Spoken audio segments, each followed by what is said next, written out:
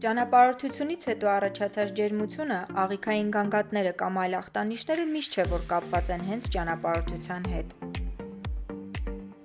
Սակայն եթե դրանք առաջացել են վերադարձից հետո, բժշկի համար կարևոր է իմանալ, որտեղ եք եղել, երբ եք վերադարձել և ինչպիսի պայմաններում եք ճանապարհորդել։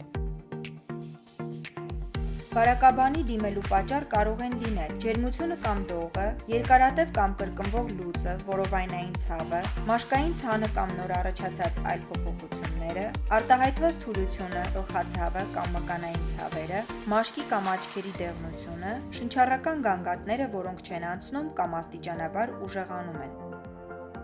Բժշկին անպայման տեղեկացրեք նաև, եթե ճանապարհորդության ընթացքում տիզ կամ այլ միջատեղ խայթել, կենդանի է կծել կամ քերծել, դողացել եք բնական քաղցրահամ ջրերում կամ օգտագործել եք սնունդ ու ջուր, որոնց անվտանգությանը վստահ չեք եղել։